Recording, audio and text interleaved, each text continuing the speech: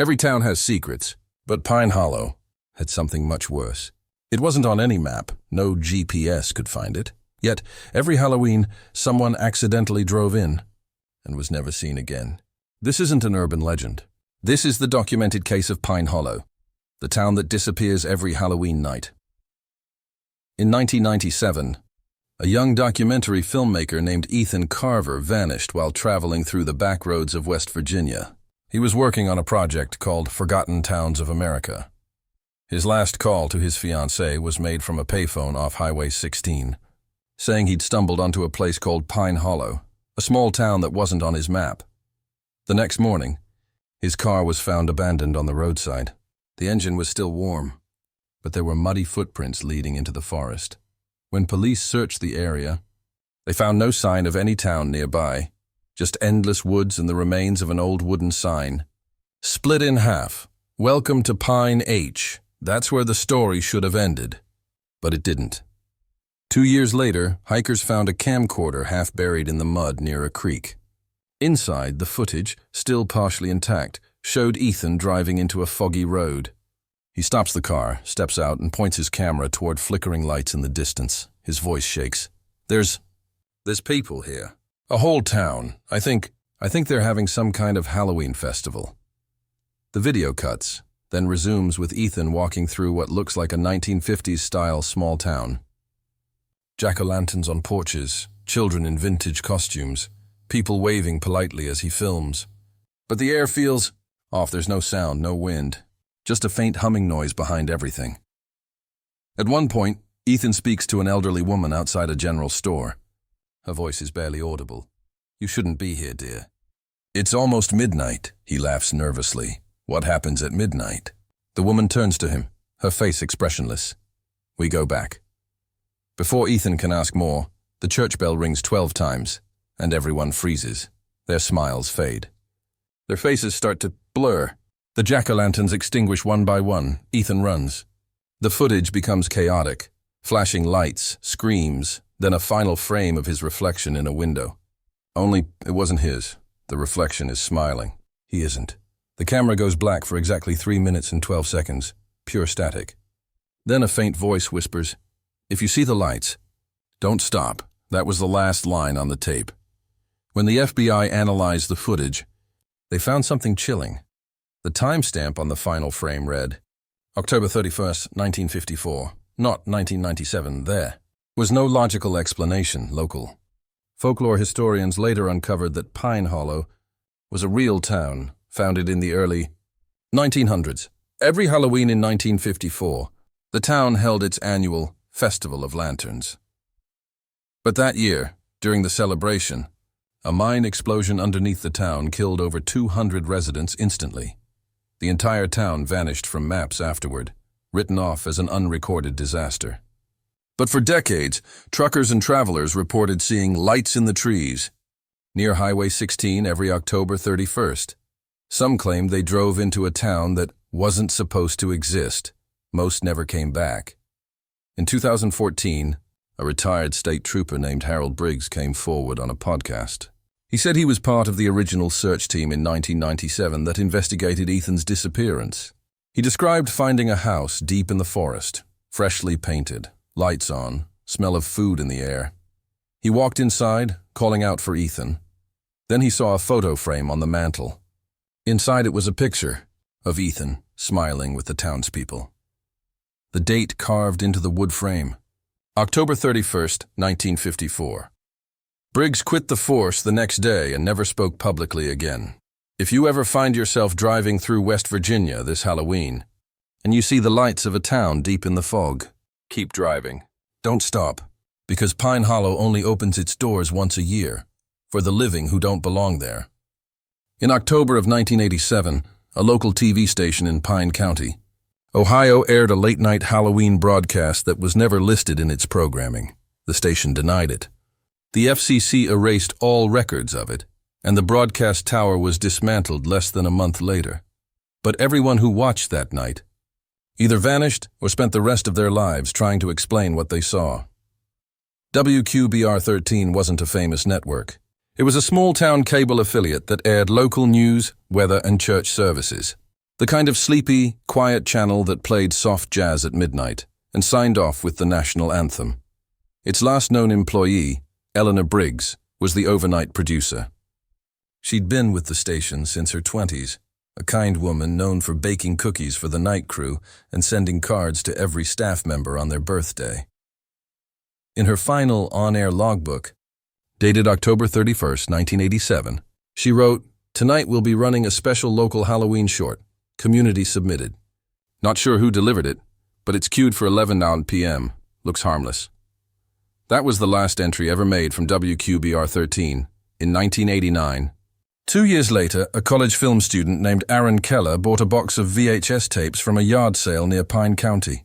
Most of them were old sitcom recordings, commercials, random newsreels, but one stood out. A plain black tape, no label. Inside the sleeve was a sticky note that said, simply, "Do not play, Halloween broadcast." Aaron thought it was a prank until he saw the opening frame. The video began with the standard WQBR-13 logo, grainy and flickering. Then the screen cut to black. A voice came through, distorted and childlike. "Good evening, Pine County. Do you remember us?" The camera slowly panned across what looked like a small town street at night.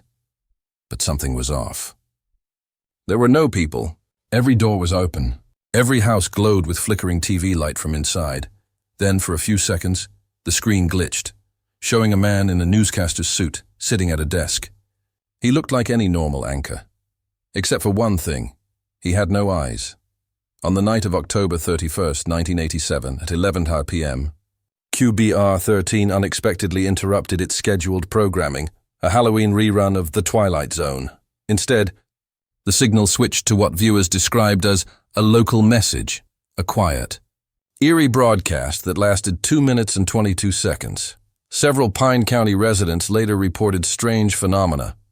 One woman said her television turned on by itself even though it was unplugged. A truck driver claimed the broadcast showed his childhood home, which had burned down decades earlier. An elderly couple said they saw their dead daughter waving from the TV screen. When they tried to record it, their VCRs failed. But every clock in town froze at 11:22 p.m., exactly when the transmission ended. The next morning, WQBR-13's transmitter had stopped working. Technicians sent by the county reported melted wires as if exposed to high-frequency interference. Within a week, 7 residents had gone missing. Police found their homes locked, food still warm on tables, television still humming static. The case was never solved. No footage was recovered, and the station quietly shut down in November, replaced by a generic shopping channel. Fast forward to 2024. A YouTube urban exploration group called Signal Seekers discovered the remains of the WQBR-13 building on the outskirts of Pine County. The structure was intact, frozen in time. Dusty monitors, old broadcast reels, and a generator that still hummed faintly when powered on. In the back room, they found an old control terminal with a green screen still glowing. On it, one single line of text blinked. Broadcast, loop active. True, the team began recording. But during the live stream, viewers in the chat started reporting something strange. Their own first names were being whispered faintly through their speakers. Even after the stream ended, the whispers continued in playback. When Aaron Keller, the college student who'd found the tape decades earlier, was tracked down in 2023, he was living in a state care facility in rural Ohio. He refused interviews. He rarely spoke, but in a rare moment of clarity, a nurse caught him mumbling something over and over. They never stopped broadcasting. We just stopped listening. When asked what he meant, he smiled faintly and said, WQBR-13 was never on Channel 13. It was on us. The Federal Communications Commission has no record of a station called WQBR-13 ever existing in Ohio. No licensing. No frequency logs, nothing. But the old locals remember the night their screens came alive. So if your television flickers to static this Halloween at 11:22 p.m., don't try to change the channel, because they might still be broadcasting, waiting for someone to watch again. In 1953, the government flooded the town of Merrow, Vermont to build the Southfield Reservoir. Families were relocated. Houses were demolished, but according to official records, 12 children were never accounted for. And every Halloween night, when the fog rolls in from the water, locals still hear them calling from beneath the lake. Merrow was a quiet community surrounded by maple woods and farmland. When the dam project began, officials promised to relocate every resident before flooding. But construction was rushed, and heavy rains came early. The town disappeared under 100 feet of water within days. Old maps still show Merrow's roads. They now trace the bottom of the reservoir like ghost veins. In 1978, a local diver named James Callahan decided to explore the drowned town. He brought an underwater camera and oxygen tanks, hoping to document the submerged buildings for a historical project. When he resurfaced, his face was pale, and he refused to speak. The only footage recovered from his camera showed a classroom, perfectly intact, desks, blackboard, and floating dolls. And faintly, you could hear children singing a nursery rhyme. 1 for the water, 2 for the ground, 3 for the children who never were found. In 1999, a sudden structural failure caused a section of the reservoir wall to crack. Engineers who arrived to inspect it claimed to hear crying beneath the concrete. One worker said he saw handprints pressing outward from the walls, as if something was trapped inside. The dam was quietly reinforced. The government sealed the reports. Locals were told it was pressure deformation, but every October 30th, the lake turns unnaturally still. The water goes mirror-smooth, reflecting not the moon, but something beneath it. A YouTube urban exploration team called Deep Dive Archives went to film the Ghost Lake for their Halloween special. Using a drone and underwater scanner, they detected an unnatural heat signature near the center of the reservoir, shaped like a perfect circle. As they dropped an underwater camera, it flickered violently. For 3 seconds, the feed showed the outline of a classroom full of children, all looking up at the camera. One of them waves. The diver resurfaced seconds later, gasping, crying, unable to speak. He later said they weren't drowning. They were waiting. Merrow Lake remains closed to diving and swimming every year. Water levels drop slightly in late October, exposing what locals call the steps. If you listen closely, you can hear laughter rising with the fog and see footprints leading back into the water. A newly married couple, Lisa and Darren, move into a cheap countryside farmhouse. They find scratch marks on the back door frame, almost like fingernails. The landlord, an old man, gives a cryptic warning. It's quiet here. But on Halloween, it remembers. The couple hears strange things. 2 sets of footsteps upstairs when only one person's home. Lisa hears her own voice calling Darren from the barn, while she's inside washing dishes. Darren brushes it off, until one night he hears his own voice whisper back to him from the closet. Power goes out at exactly 11:50 p.m. Rain starts pounding on the roof. Then, 3 slow knocks at the back door. They hear Lisa's voice outside. Darren, "It's me. I locked myself out. Please open." But Lisa is right beside him, trembling. The voice outside grows impatient, mimicking her crying perfectly. In panic, Darren opens the basement hatch to hide. Inside, they find old photographs, families who lived in the house before them. Each photo has the same thing in the background. A shadow figure at the back door. An old newspaper clipping falls out. 5 found dead after answering Halloween knock, 1952. The landlord's name is listed as the only survivor. The knocking returns, louder. It's not just one voice now. It's dozens, all calling their names, all in their own tones. Darren yells, "What do you want?" The voices stop. Then from behind them, a whisper answers, "To come in." Lights flicker. Camera cuts out. The next morning, police find the door wide open. No one inside, but 2 sets of wet footprints leading out into the cornfield. Ravens Creek, Pennsylvania. Population 4,000. A quiet mining town, built above an old labyrinth of storm drains and abandoned coal shafts known as the Hollow Lines. Locals say the tunnels breathe in October. The air pressure causes them to hum softly at night. But every Halloween, someone disappears near the storm drain entrance behind Maple Street Elementary. Police records show 11 missing children between 1951 and 1978. No evidence. No remains. Only one similarity. all vanished within 100 meters of the storm drains. On Halloween night, 3 friends, Kelly Harper, Marcus Doyle, and Eddie Brooks, decide to record their exploration of the hollow lines for a school radio segment. Kelly, age 17, has a personal reason. Her 8-year-old brother, Tommy, vanished there 5 years earlier. She never believed the official story that he fell into a mine shaft. The teens bring a reel-to-reel cassette recorder flashlights a map of the sewer system from Marcus's father, a maintenance worker, and Halloween candy for good luck. Their laughter echoes as they descend into the tunnel entrance under an old storm grate near Maple Street. The metal door slams shut behind them, louder than expected. Marcus recorded on tape, "Damn thing shut itself." "Wind, maybe." Kelly, "There's no wind down here." Inside the tunnels, dripping water and old graffiti line the concrete. The sound of trickling water fades in and out, like breathing. Marcus plays their recording back for fun, but the echo repeats his words a second before he says them. Eddie, nervous laugh. "That's not how echoes work." "Man." Then faintly, children's laughter echoes in the distance, soft, playful, familiar. Kelly freezes. She recognizes a voice. That's Tommy. They follow the sound deeper, against Eddie's protests. Their flashlights flicker as they turn a corner, walls narrowing, graffiti replaced by claw-like scratches.